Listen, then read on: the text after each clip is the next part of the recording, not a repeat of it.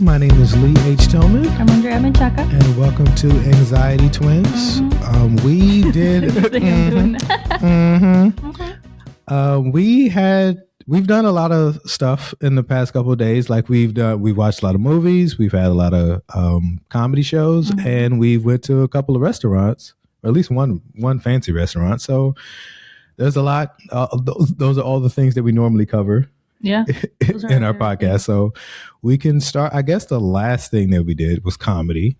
So the last thing that we did was pick up a desk. The last thing we did, we literally just went to go pick up a desk for our daughter. Yeah, good times. That'll be great. We went. You said it was Northwest Portland. It was not. It was not. It was much further. Much further. Fancy town near Beaverton is what I'm going to call it. Yeah, because it took. I forget its name. When you look on the map and it says like takes 20 minutes to get there, like. Anything within Portland, 15 minutes.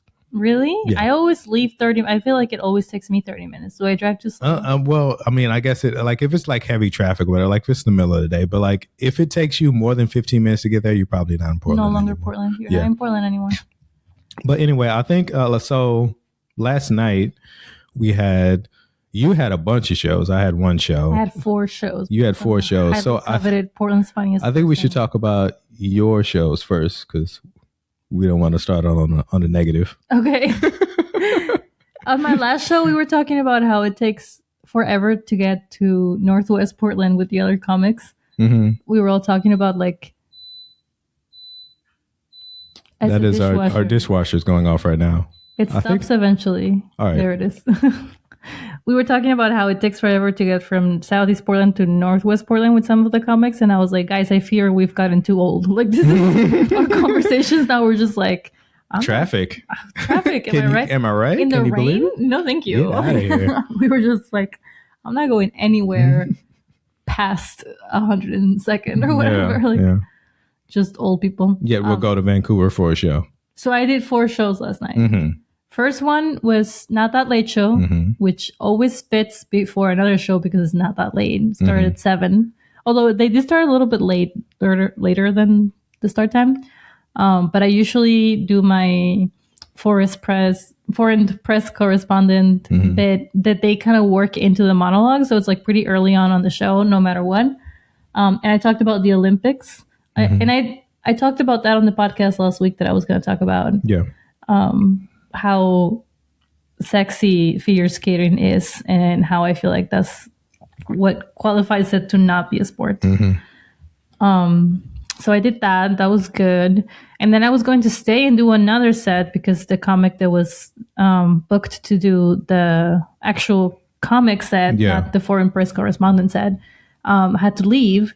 So I was going to try to stay and do a set there, but I had 2 other shows scheduled, and the improv people that were doing a thing at the Not That Late Show were taking longer than expected, I believe. As improv people tend to do. Improv people, am I right?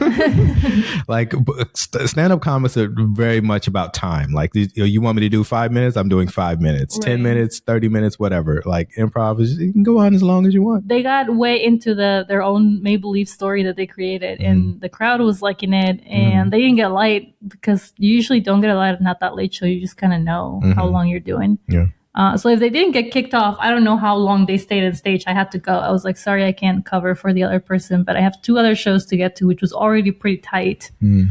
So from there, I ran to Don't Tell. Okay. I did a Don't Tell. There was like 5 minutes drive from there. That is the one. That's the one that's by the Moda Center, or no? Yeah. Okay, so there's this restaurant that I guess after Blazers game, you can go and hang out at this restaurant because the whole place is very basketball forward.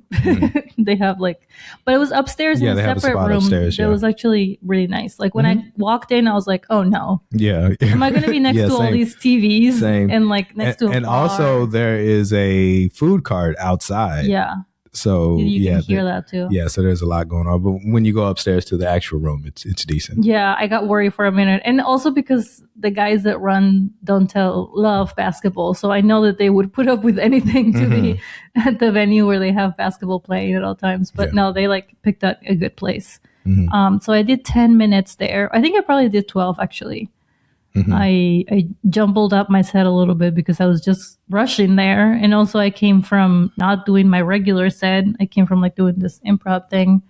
Not improv, but on my set. And I got really lucky. All four shows, I just kept finding a parking spot like right at the door. So from there, I got there at the last 5 minutes of Will Ness's set. He got off. They put me right on because I told him I have another show to go to. I finished my set and just like ran down the stairs into the car and like on to the next one. And I was like texting Julia, who runs the house party. Right? House party show. House party show. Just letting her know, like, I'm just leaving this like 10-minute drive. And then she was like, tell me when you're parking. And I got a spot like right at the door. And then same thing. I get there and I'm like, it's a coffee shop. I should really research the venues that I'm going to before I show up. And then you go downstairs. There's a basement under it. And it's nice. It's a really nice room. I almost passed it because I was like, surely it's not the coffee shop. Yeah. And then I walked around the corner and I could hear the show and I was like, where is it coming from? So I went inside and I was like, is there like a comedy show in here? And they showed me like a secret door down the sketchy ass stairs. I'm like wearing high heels, like this is like my third set. And they did Julia and the other comics figured it out so that like they stretched a little bit so that I could make it. And when I got there, like same thing. Ronnie Macaroni was like on her last 4 minutes. I got a chance to get some water and catch my breath. And then I headlined. I did 15. It's not a very long set, but it was perfect. It was a really good show. That one, I told Julia, like, this was the best show of the night. It's a fun show. Like I did I don't know if it was the first or the second show, but like one of the like earlier shows, and yeah, it's fun. And I don't think they have regulars as far as I can tell. Some rooms just works. Like no matter who shows up, it just feels right. And then because it's kind of like it's a small room, there's no distractions really, because there's like if you want to go to the bar you have to go upstairs, so it's like I've always loved a black box theater. I always feel like that, like I wish there was more in Portland. I think there may be one or two, but I always love it because there's no distraction. This is just you and the crowd, and that's it. And it's small and intimate. One spotlight. Yeah, it's always my favorite type of place to do comedy, and that place is like that. So, and famously, basements just do well for comedy. Yeah, anytime you're going downstairs, people like it. I don't know what it is, but it just works. It's like Prohibition times. So that went really well, and then at that point, I'm like, I can relax now. I did my 3 shows then. I was supposed to do. I made it to all of them, which for a minute there was looking like I wasn't going to make it. And then my friend Julia, who also put on the show, was going to go to Al's Den. And I was like, I'm already out. I could take you because she doesn't drive. I was like, I can go with you and just like watch a show from beginning to end and just like not rush. That would be nice. So then I ended up doing a guest spot at Al's Den. And that was my 4th set of the night. And like, how'd the guest spot go? It went well. I opened for everybody, which I hadn't done all night. I was like cold room, but almost because it was not cold for me, like it was my 4th set. I wasn't really like that worried about it, but the crowd was a little bit like they warmed up from there. But yeah, also just 5 minutes is always hard. Like I want to do too many things. So I just ended up doing topical. Like I have this new joke about ice and that thing that Trump said about aspirin. And so I just didn't get into any like of my personal things because I just feel like that takes longer. So yeah, it was good. So all in all, great night. 4 shows. It's a great night. I got another McMiniman's gift card. Got more McMiniman's gift card for a guest spot. That's pretty dope. I love McMiniman's gift cards. Look at this one, has a horse that is also a bunny and is a witch is writing on it. Look at that. Yeah, that's pretty nice. Totally worth it. I'm gonna go to the Kennedy Hotel and. How many cards do you have? Have you used all of them? I don't know. It was the same thing as you. After we moved, we just shoved a bunch of stuff in boxes and we like don't know where they are. Yeah. So the show at Al's Den, you do a show, and I don't know if I've ever got one for a guest spot, but you get paid like $15. I think it used to be $15. Now it's $10 on a McMiniman's gift card, which is the restaurant that that holds Alsden, and you generally get paid a little more than that, like but it's not a whole lot. Over the like you'll get like an equivalent of like $30 between the gift card and what you get paid. Maybe. And McMiniman's shows are 2 nights. Yeah, you usually get 2 nights. So you'll get paid for both nights and then gift cards. Probably just because some places do drink tickets, but McMiniman's doesn't do that. So they just give you a gift card and you get your own drink or whatever. But I usually save them and go to the soaking pool at the Kennedy School. Yeah, I would never eat at at a McMiniman's. You also would never soak with a bunch of white people. Yeah. You've called white people soup. Famously. Yeah, famously. So it's decent food, but it's a lot better when it's free. Not sponsored if you couldn't tell. It's a lot better when it's free. It's just like food is great when it's potatoes are fine. Brought to you by OK Tater. They're okay. So I did a McMiniman's in McMinnville, Oregon. Yeah, you left me to go to McMinnville and a different McMiniman's. Different McMiniman's. Did not get a gift card, but I did get free food and free beer. My night was kind of the opposite of yours. I did just that one show. I did one show. It was the Showcase Showdown. It is a show where I'm going to try to talk about this as little as possible. So I'm going to try to just run through. And we've talked about Showcase Showdown before because I did it a couple months ago. Yeah.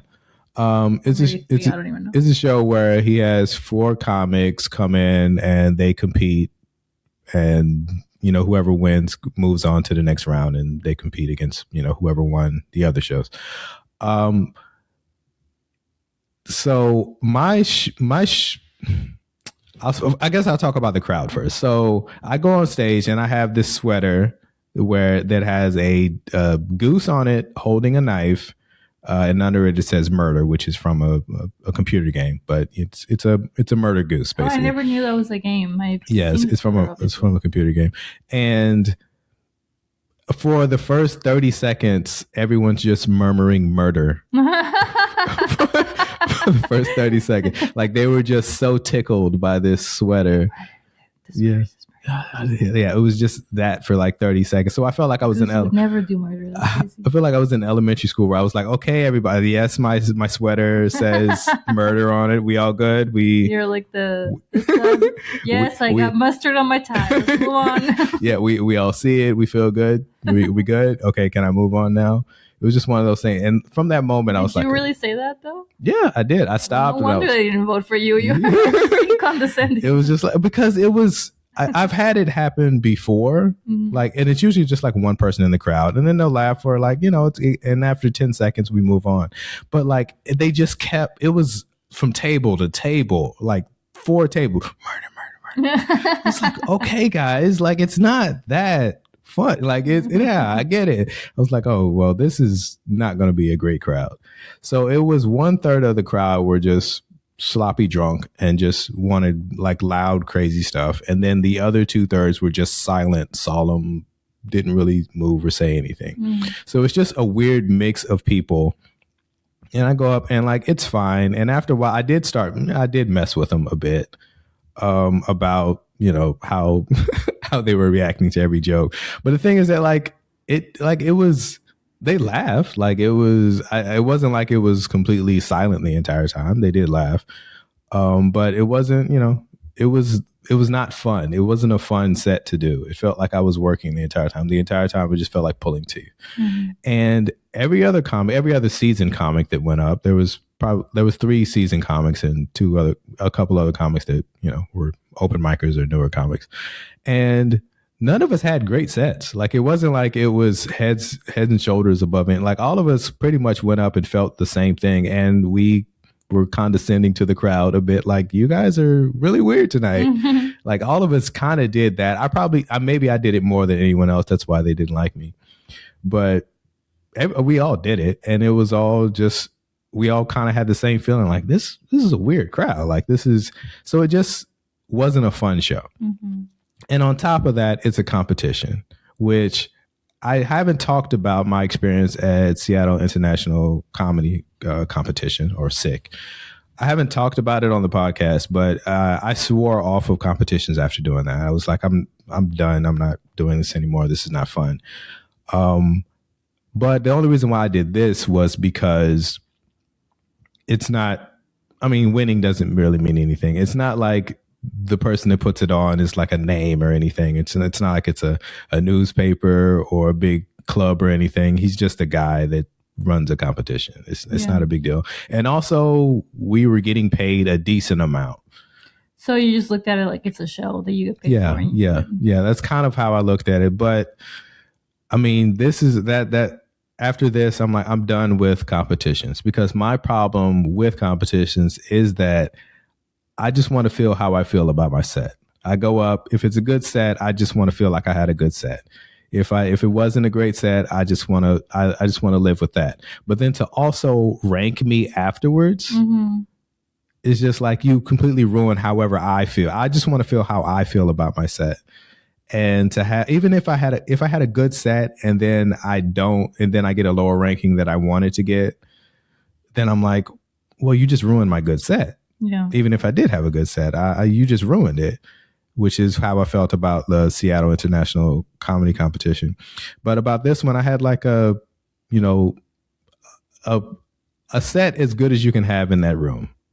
And I still, didn't win the competition. Obviously, I got like third place, which is, I don't know. It just felt like I've already didn't feel great about it, and now I feel worse about it. And it's not worth it. It's not like the way I feel about after a competition.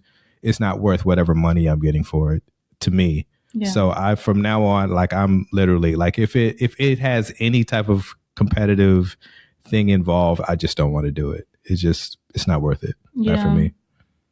It's hard. And especially when you have, like, we all have good relationships with other comics, and then it puts you in a position to now compare yourself to this person who's completely different to you. After, like, that's how I felt after the Portland's Funniest last competition, that I didn't make it past the semifinals. And I was like, I really don't want to think about how other people did and how much that's worth compared to what I do. And like, just because it's apples to oranges, it's not this, we're different people. Yeah. The last time I did Portland's Funniest, I made a choice to not look at anyone else's set. I would do my set and then I would just walk out, because I didn't want to sit in the crowd being like, oh man, they're getting laughs. And I don't want to feel negative about anyone else's set. Yeah. And also, like, I didn't want to, if I didn't, pass on to the next thing, I didn't want to feel like, well, I had a better set than this person. If I don't watch it, then I don't know if I had a better set. I don't know how to, so I don't know. I just want to feel how I feel. And it also makes you second guess what you were going to do, because now you're thinking about, like, oh, these are the people that are in charge of if I make it or not. So I need to cater to, like, what they like. Or when there's a judge, now you have to, like, think about, like, oh, there's like 3 guys who are judges. What do men like? Should I talk about that? Like, instead of just doing what you do. Yeah. So I did not have the only upside is that I got paid a decent amount of money to do it. Yeah. But other than that, and you got to spend time at a McMiniman's. Yeah. Good times. About like a good amount of the people that were in the crowd were just staying at the hotel, the McMiniman's hotel. So they were getting as drunk as they could, because they just could walk home. Who spends the night at McVinville? Like, what kind of, are you like, I don't know, man. Work? They seem to, how do you get there? They seem to know, because other comics were talking about Portland, and they seem to like know. Someone like mentioned a street. They mentioned like Division. They were like, "Oh, you guys don't know Division." They're like, "No, we know Division." Like, they knew Portland. So I don't know if they were from Portland and they come to. I have no idea. I have no idea. But I know that there were vacation, maybe there were a good amount of people from Portland to there were a good amount of people that were just staying at the hotel. Stay at McMinnville. No thanks. Oh, okay. So but I have this gift card I could use.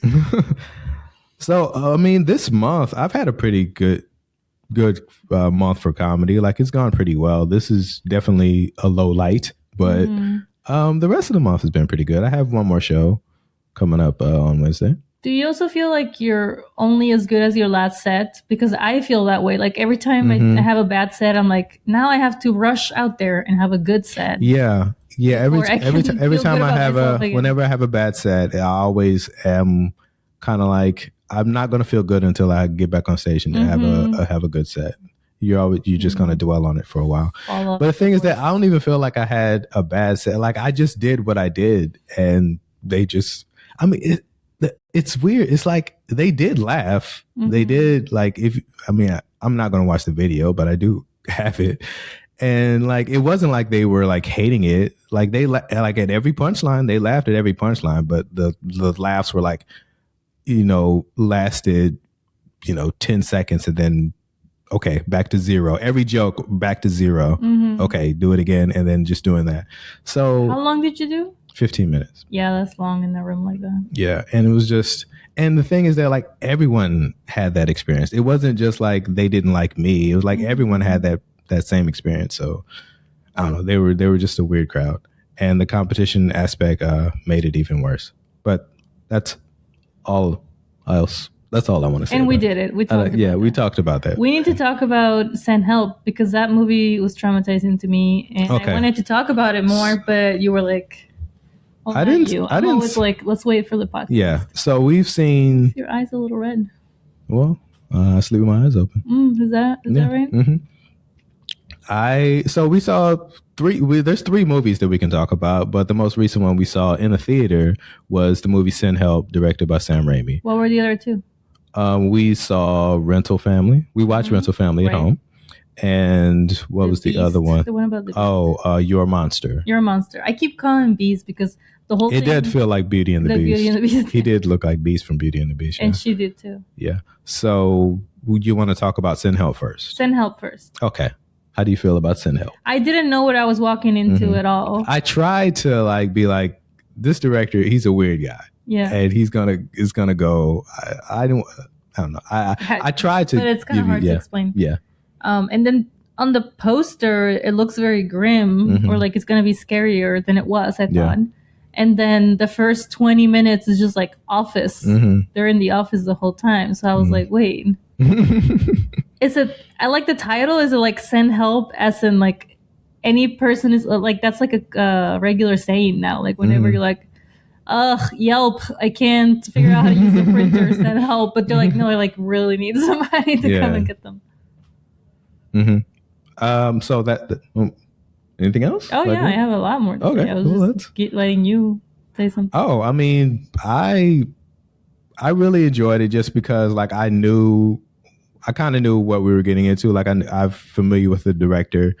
And so I knew that it was going to be something a little zany. There's moments where in all of his movies, there's like cartoonish amounts of blood sometimes. And it's just like, some people don't like that. Some people are seeing that like, why? It kind of takes you out of the picture. And I get it. But I don't know. That's just how he is. It's like, it's not an accident. He's like, that's just his style. Oh, that blood didn't just show up there. Yeah. So if you know that that's what he's going to do, then it's fun. I thought it was fun. I enjoyed it. Yeah. There was a part towards the end when everything's like over and whatnot, that her face was really giving Regina George. I was like, oh, that's right. Yeah. She made that face. But I really enjoyed it because the whole time you were on her side, because this guy really is an asshole. And then you're like, maybe like, I mean, I'm still on your side, but that is a lot. Like, you're doing too much. It felt like in the beginning, it felt like it's going to be like a woman empowerment type movie. You know, she's standing up to her boss type thing. But in the end, it's basically, absolute power corrupts, absolute power corrupts absolutely type thing. Like, it's both of them. Yeah. When you have power, you tend to abuse it. Yeah. And that's kind of what the message of the movie. It was also like throughout, like most of it towards until the end, she's not saying that he can't leave. Like he didn't have to poison her to get on a raft. Like just because it was like a weird vibe. Yeah. He could have just said, I'm going to try to do this. And she would have been like, sure, be my guest. I know you're not going to make it anywhere. Like she would have been a negative Nelly. Yeah. just because she was like, that doesn't sound like a good idea, which it doesn't. Like, just Also, because why she didn't want to leave. Also, why do it at night? The waves are the strongest at night. Why would you do And that? also, like, it's the scariest. The ocean just looks like one big, like it just swallows you. Yeah. So I don't know. It was weird, but But this guy was really not good at surviving. Yeah. So I mean, obviously, like he's a doofus. So you don't expect him to do the dumbest moves. But yeah, like that was one of the weirdest parts to me. I'm like, she's not gonna stop you. Like you're just not gonna do well. Like that's all that's gonna happen. If she had found out in the world of the movie, she probably would have tried to sabotage it or something. You think so? Yeah, I think so. I mean, she literally tried to, sabotage the rescue. So if she would do that, then I'm sure if she had seen him trying to build a raft, she probably would have sabotaged it. In the world of the movie, I feel like that was what happened. I don't think so. I mean, it was the same as like when he was like, I'm on my own. I'm gonna like go build my own thing over there. I think she would have just seen it as like, you're obviously not gonna be able to finish a raft that works. You'll be back here tomorrow, like crying because you almost drowned again. But then also there was a time when the fiance shows up that, I mean, I don't know how you feel, but I'm still not sure if she killed her or not. Yeah. Did she bury her too, or was she just I think she just happened to wash up on the shore and be buried. I don't think she buried her the whole nine. Yeah. But I absolutely think she killed her. Yeah. I wasn't sure because it just seemed like there's scenes that they only show you half of it, and then later on they show you the other half, and where she like supposedly pushed her. But I was like, I don't know, because now she's having nightmares about it, and you can't tell like which is which. That was the only part. So what made you feel that she didn't kill her? I don't know. I thought that she just like left them there. She just closed her eyes and then backed up. Yeah, but like, what do you think happened after that, though? Don't you think she fell? Yeah. And died? But she didn't push her. Oh, I mean, which they did show later. Well, I feel like that's the same thing. Yeah. Like I feel like that's a big difference. I don't think so. She led them up there for the purpose of doing that because she knew that was what was going to happen. Well, I think you have to see the movie to understand anything that we're talking about right now, I guess. But disclaimer at the beginning. Yeah, I guess you have to see the movie to understand any plot points. But I guess she leads, his fiance and another guide up to this cliff that she knows is going to break off and lead them.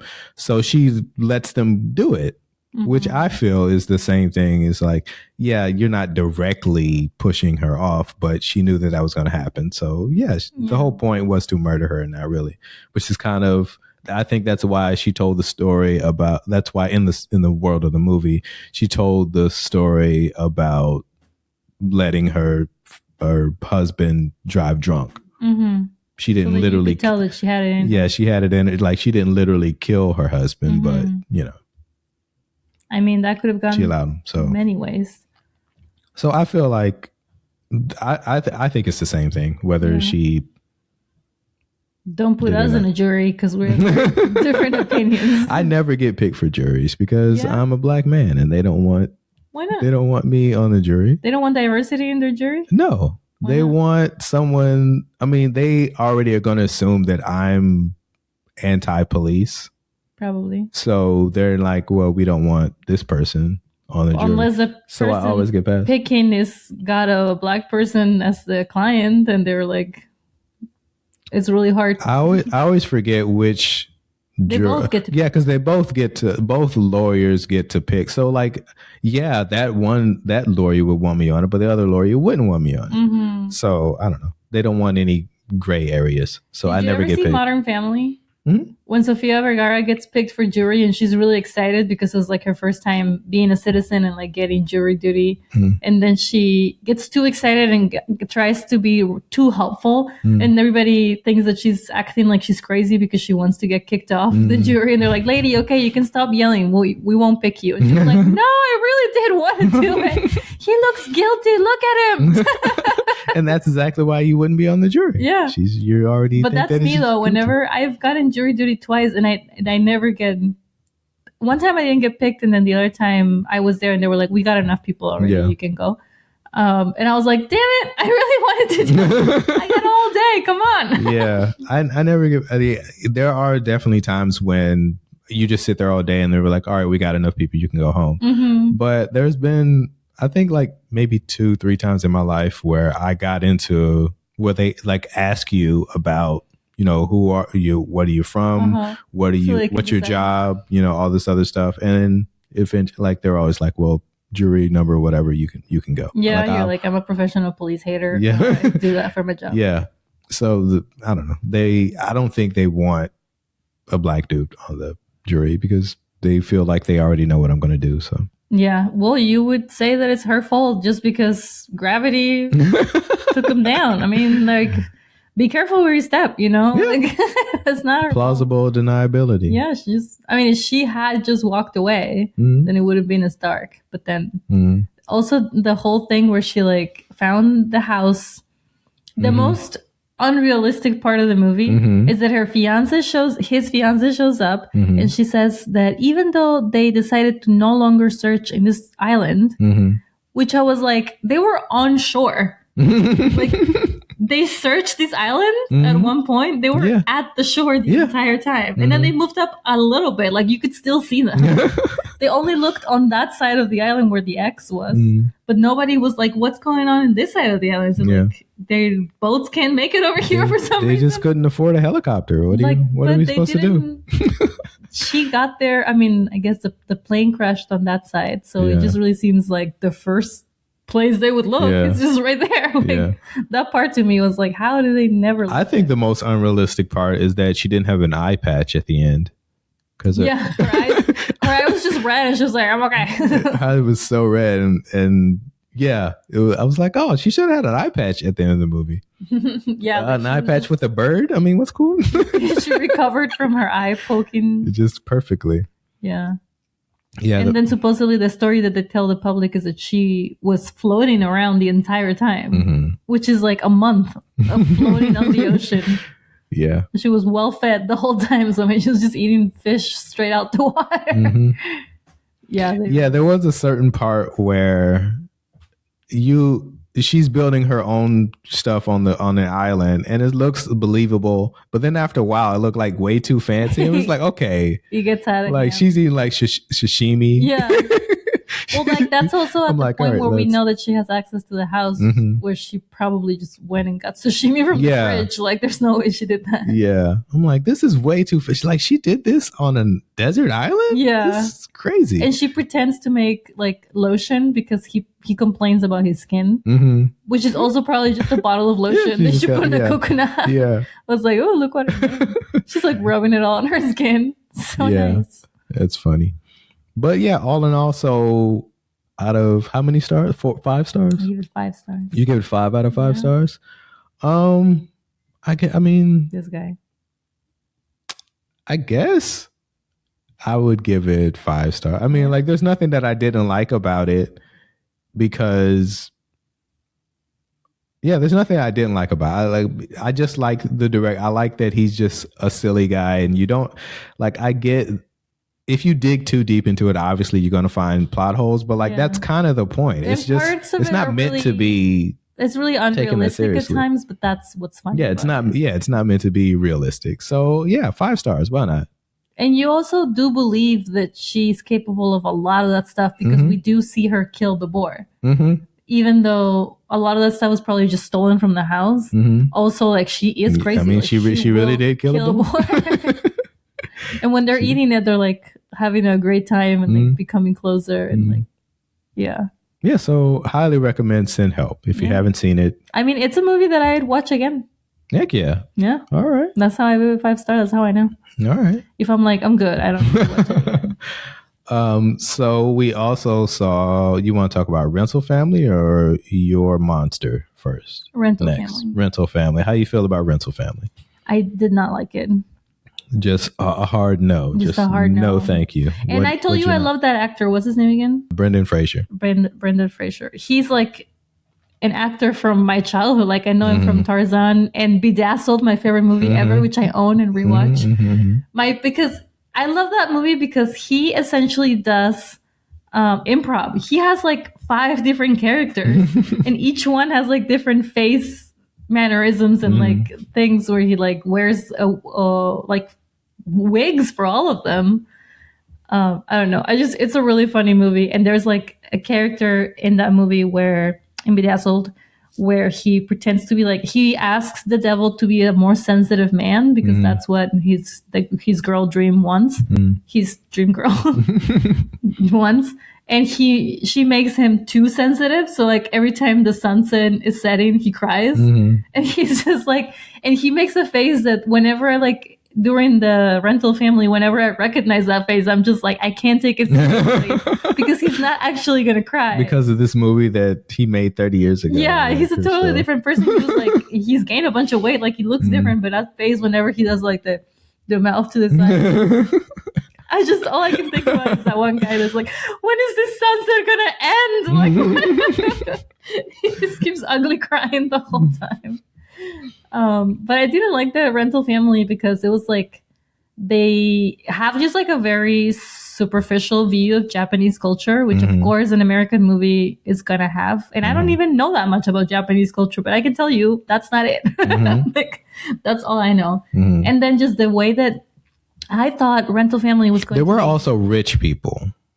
Like they were, it wasn't meant to be like a normal. Yeah, if you could, yeah. So it was Japanese, but it was also rich people. So maybe that was the disconnect because it's obviously not Japanese culture of like normal people. They were like rich people. So they. But the whole movie, they're like, you wouldn't understand. You're not from here. Yeah. It is like, I mean, I think it's more than that. Yeah.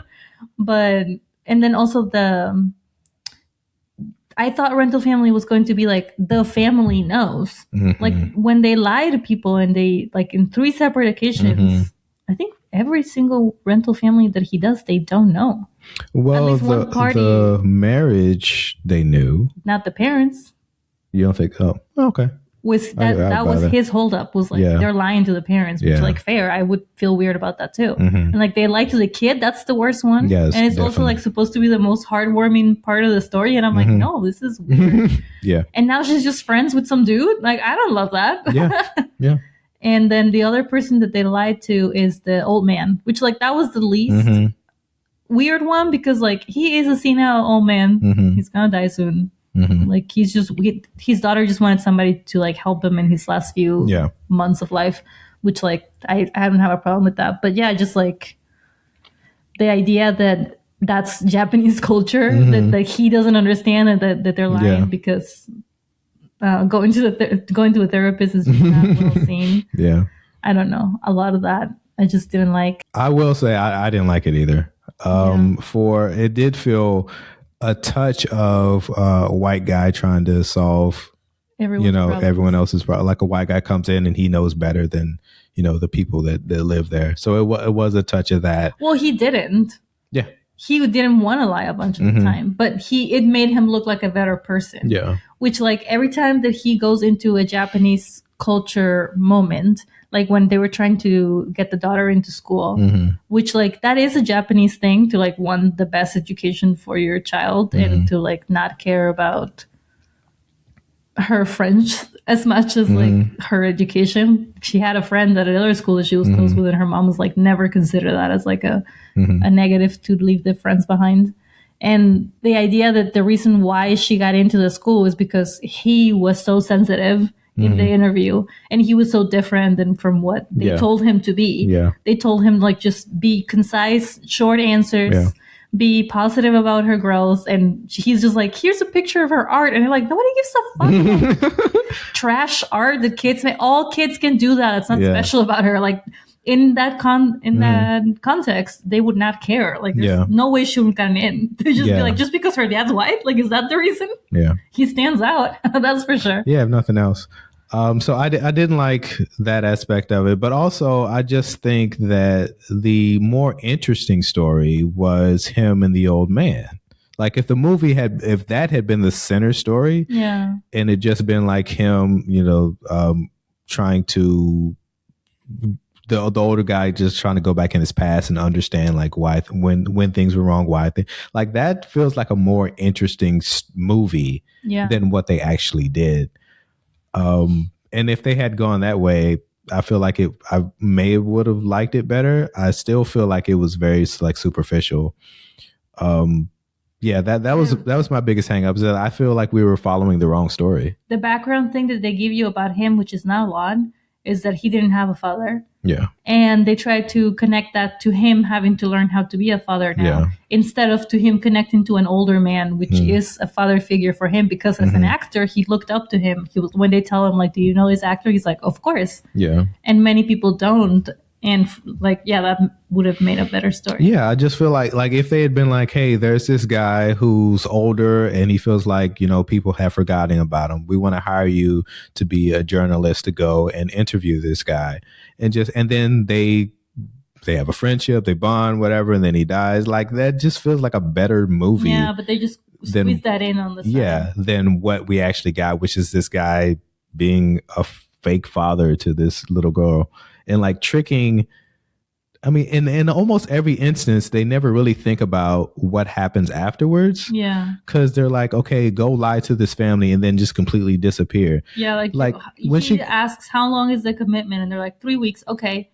And then what? Like, nobody asks what happens after.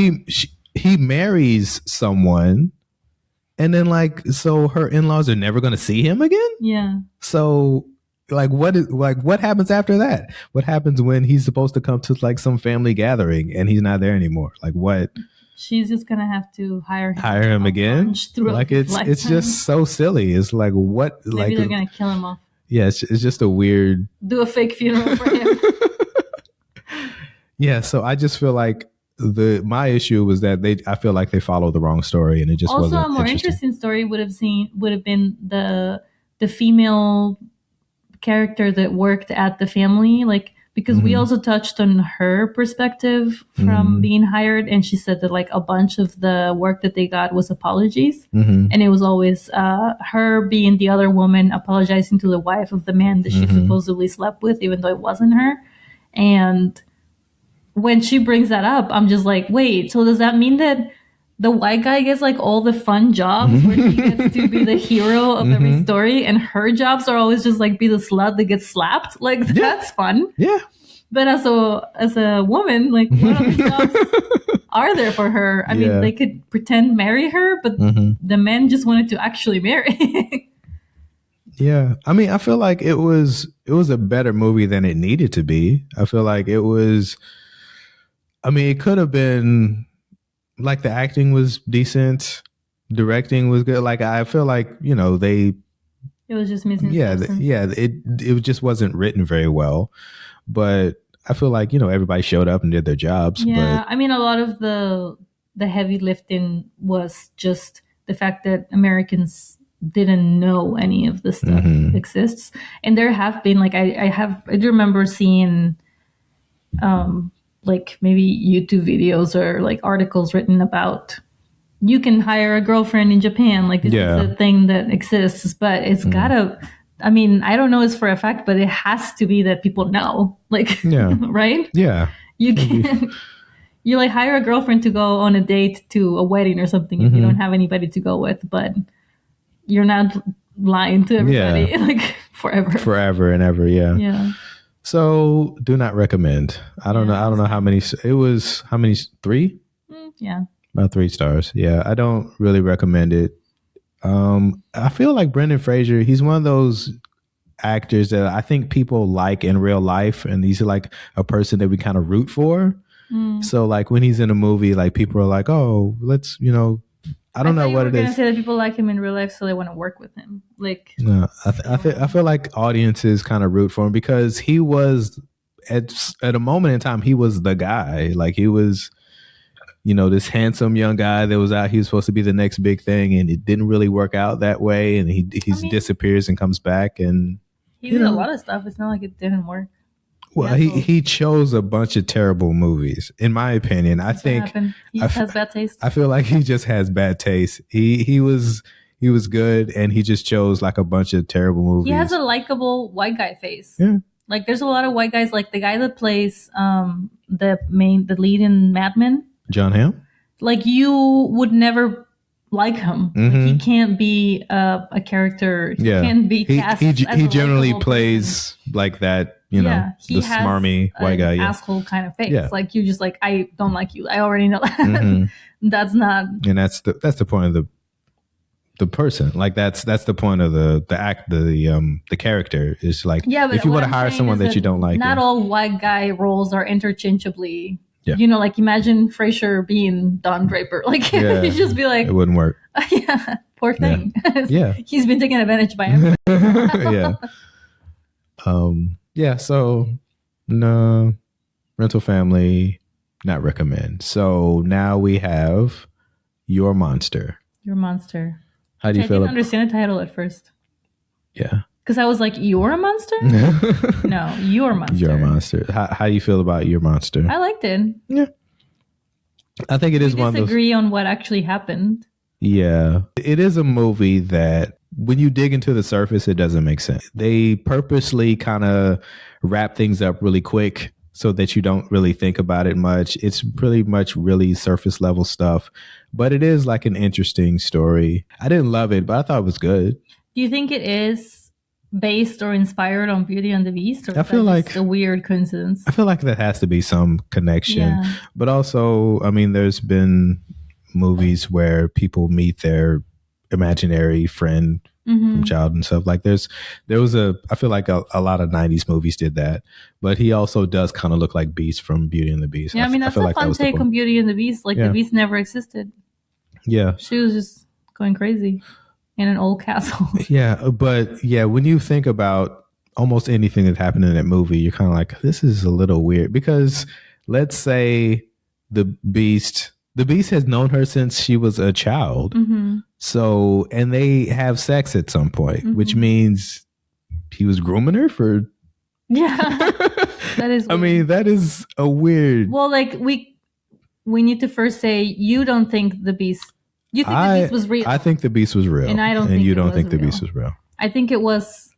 She just spent a lot of time alone in that house, and she was going through a really hard time. And she probably also had that when she was a kid, a period of time where she just had a lot of alone time and a lot of downtime. And so she had that like fake imaginary person in her life, and then it just came back. But like, I don't know, maybe she's on a lot of medicine. She had cancer. Maybe she was on a lot of meds or something. She was like actually believing it was real. Yeah. Because I mean, no one really saw her with the Beast at any point.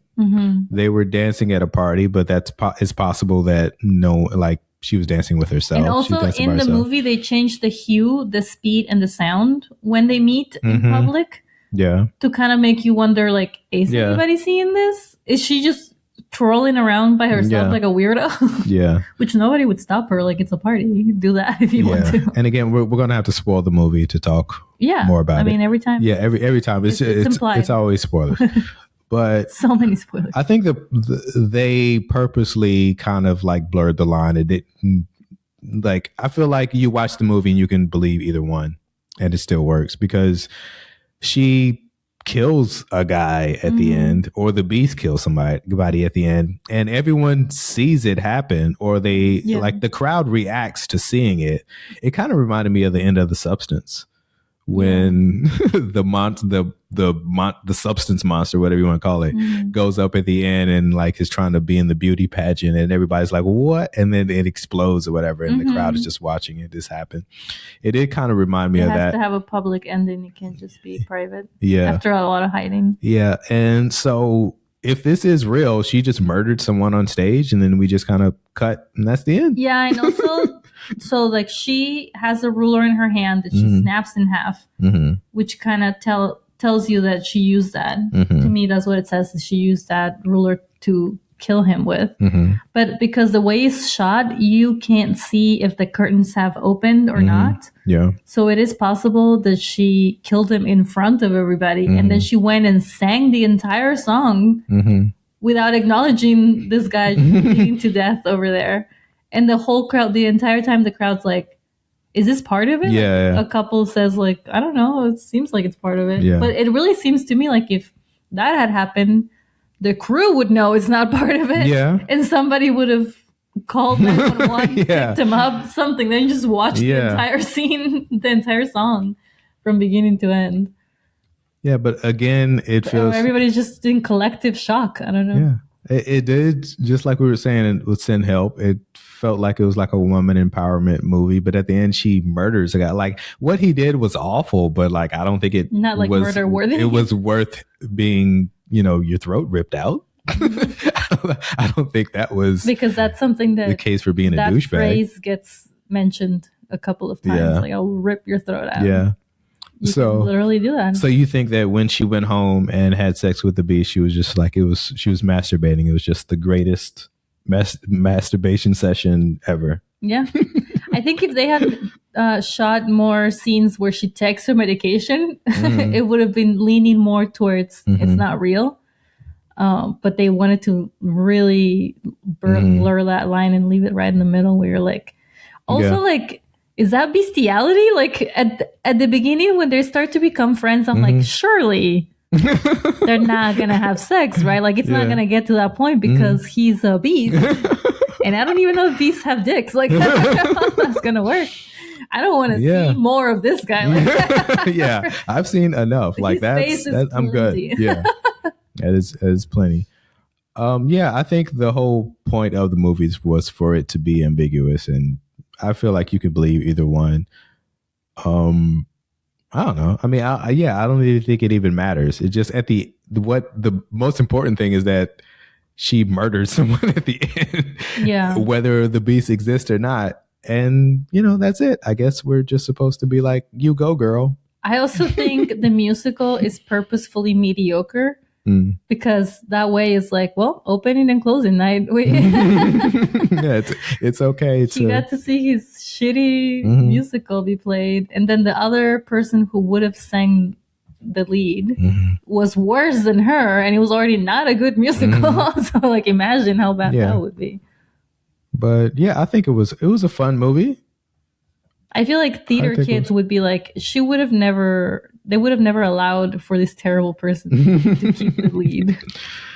Well, the idea is that she only got the lead because she wasn't sleeping with the director. She's just popular and famous, which like I guess that she's does popular happen. and famous. Yeah, but like if you do all 3 months of rehearsal and it's still not good. Yep. Well, that's how you open the show. You get people to come because they're going to be like, "Oh, this famous person is in it." You got to fill the seats. Still. Yeah. I don't know. So this industry is cutthroat. I see what you did. I didn't do anything. I say 4 stars. I think that was the whole message. Yeah, this industry is cutthroat. Yeah. So 4 stars sounds right. I liked it, but I also was like, okay. Yeah, I mean, it's definitely a movie you're not supposed to take too seriously or really like follow, like think too much about. If you dig too far into it. I think the beast is not real is because he's too catered to her. Yeah. Like when they're reading a play and he's like good and then he plays the piano, he's like everything that she would want in a person except for the beast face. Yeah. Unless she's into that kind of thing. I don't know. Actually. It was one thing that I meant to talk about on the last podcast was that I got mistaken for Jaren George. Again. And I did a theater show like a week ago now. And like Jaren George, another Black comedian in Portland. It was so funny because after the show, we were like standing out and the crowd's, coming out and they're talking to us. And I'm standing there and David Twitty is next to me. And the person is like, yeah, aren't you like from like back east or something? Like, didn't you, you're from New York or something? And I was genuinely trying to figure out like what he was talking about. I was like, no, I don't, because sometimes I do jokes about like where I'm from and I don't think I did it that night. So I'm like, no, I don't think I did. And then Twitty was just like, oh, I think you're talking about Jaren. Who was also there. And he just points, and Jaren was like, a few feet from us. And then the guy looks over and is like, oh. Yeah. And it's like that scene in Parent Trap. It's like, there's 2 of you. Yeah. And what bothers me the most is that like I get other people, but I don't think Jaron is getting Lee H. Stillman. I don't think people are going up to him and thinking they're. You should ask him. Maybe I should. I should ask Jaron. Maybe he does. You know what? I don't think he'd tell you. I'm like, nope. Everybody always thinks I am who I am. That's never happened. Yeah, it's so fun because we have completely different demeanors on stage. He has glasses. Yeah. He has a joke about having glasses. I don't know if he did it that night, but he has a joke about having glasses. He exclusively wears hats. I have a joke. I have a joke about having a LASIK eye surgery. So I mean, like literally. Yeah, I don't think racist people concern themselves with your glasses. It's just, oh no, multiple times I've been mistaken for Jaron George, and it's just weird because we look nothing alike. We're just two black guys to have a similar build. Just two black guys that are in the same city. Like our comedy is not the same. It's just weird. Yeah, I think I just wanted to mention that. Yeah. Yeah. Okay. We went to 82 Acres. You took me out on a date. I took you out on a little date. We went to... Which ended up being next door to my favorite spa in town. Yeah. Which I, of course, have a favorite spa. You want to shout out your spa? Yeah, Sanana with an X. Sanana with an X. So, shout out to my girl. It rhymes with banana? No. How do you say it again? Banana? Oh, I say it again? Don't ask me what. I'm not a freaking poet. What are you doing? So, Sanana? Yeah. Shout out to Sanana. Yeah, they're great. They're great. Yeah. Yeah, we went to 82 Acres. Mm-hmm. Is that place fairly new? I don't think I'd seen it before. I don't know. I don't know how long it's been there. But what'd you think?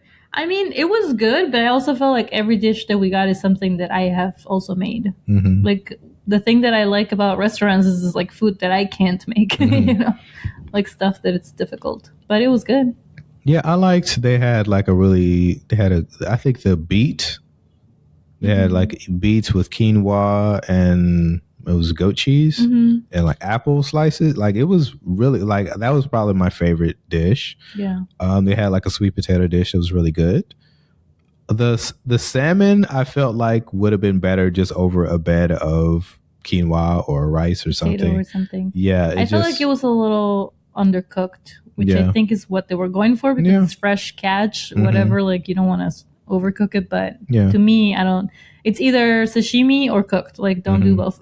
Yeah. I mean, I was okay with how it was cooked. Yeah. I don't think I made the best wine choice. It was interesting. It was a skin touched wine, which you can still kind of taste the tannins and it has an interesting taste, which it's a little cloudier because it's skin touched, and I don't think I made the best choice. I think it should become a wine podcast exclusively. Yeah, let's talk about wines. Yeah, just pull out my box. So this one I got from Safeway. I mean, it's all right. Halfway through, it gets better with every glass. Every gulp. Every sip because I have a straw in it. Every gulp gets better. It gets a little bit better. Did we talk about having wine in a box is kind of like a sip, a juice box? A juice box, a giant juice box. That was a business idea you had. A business idea of having like box wine. You've seen wine in a box. You've seen wine in a can, but have you seen the wine in a juice It's just box? a high C spout, both. a pouch. A high C pouch is just wine. I mean, I think I have seen the pouches, not the juice boxes, but the pouches have to be packaged like recently. It's not like they travel well. Yeah. And then they put them in the freezer so they're like slushies. And I especially saw that during COVID when people were like, restaurants were struggling to survive and they were like, come pick up a bag of wine. You're like, that's okay. Yeah. Sorry to not support you, but I'm too sad to go pick up a bag of wine. That's not going to make it better. Yeah, I feel like someone has to have had that idea, but I don't know. I've never seen it. Why are the Oregon wineries not making juice boxes? Yeah, juice boxes. The juice box. I mean, Pack. I'm not gonna drink it, but hey, but I told you, I'm sure that somebody will. All of my mom friends would. Just bring a little juice box to the park. You just gotta put like a big skull or something. Not a juice box. Call it not a juice box. Yeah. I mean, listen, we're doing so much work. Letters. We need to copyright this. Yeah, not a juice box. Sure. .org. We're not a com. We're not there. We're in org. So 82 Acres, would you go back or no? No. No? Oh. It's a white people restaurant. I'm sorry. Yeah. I'm sorry to tell you. I mean, we Although are in Portland, all restaurants are white people restaurants, but this one's like. We haven't gone to any other restaurant other than that. Are you sure? Well, you got Chinese. Where did you get Chinese from? Chinese delicacy on 82nd. So yeah, they have really good like chicken wings. So we recommend that. And there were some, as I was walking in, there was a pair of boots right on the corner that someone had left. I was like, oh, that's nice. Yeah, you never know when somebody. So, you know, if you need a pair of boots, maybe they're still there. Chinese delicacy. Chinese delicacy on 82nd. What size were they? Did you check? I didn't check, but they look at about a 10. Okay. I'd say a 10. Yeah. For sure. Maybe I'll go myself. So what did you think? They also had the vegetables and stuff. I like the other thing better than the wings. You like the other Just because I don't like to hold things with my hands. And wings are kind of hard to fork and knife it. So it doesn't matter how it tastes? It doesn't matter. Okay. If I had to touch it, it's already lost 2 stars. Okay. There's this place near my old work where they do Ethiopian food. And it's really good, but... You don't like it because you have to use your hands? If I have to touch it, then it's already, we're like down to 2. Is that why we haven't been out to get Ethiopian food? Well, also it's the only place that I know that does that, and it's not near here at all. Like, I guess if you're out at shows or something... Yeah, there's a handful of Ethiopian places in Portland. Yeah. I feel like I don't know if any other African food other than Ethiopian. I don't think I've seen any other restaurant in Portland other than Ethiopian African restaurants. But there's a good amount. Maybe we'll go to one and talk about it later. Yeah, and for Black History Month, we'll cover all. There's not a lot of time left. There's not a lot of restaurants. Well, we just have a series where we're going to go to every African restaurant in Portland. It's just a really hard weekend for us. It's just 3 episodes. It's just a busy weekend. I'm working on writing for my special. It's very stressful. I want to make it my own. And I want to do all of the jokes that I have and all of the stories that the jokes come from. But I'm worried that my brain can handle all that information. Yeah. Are you going to try to run it somewhere before? Like, I don't think you may not be able to do the whole hour, but a few weeks before at least, try to find a show that would let you. I mean, I think I'm going to try to be on stage as much as I can before that, just because whenever I go a long time without being on stage, I get nervous all over again. But it's not going to be anything. It's just going to be like all of my regular sets. Yeah. So I'm going to start reaching out to people and try to get very booked for March so that I can practice. I would suggest trying to get a show that would just going to let you headline and you can do like half an hour or whatever. Yeah. And try to find some place that'll closer to the time. And I'm sure people would be down to do it because you're Andrea Machaco, one of the funniest comedians in Portland. I do forget that sometimes. I am me. And people love you. Sorry, not funny. It's not funny. It's very serious. Okay. I think we did it. I gotta go sparkle the town. Gotta go sparkle the town. All right. My name is Lee H. Tillman. I'm Andrea Machaco. Thank you for watching Anxiety Twins. We'll see you in a couple weeks. Bye.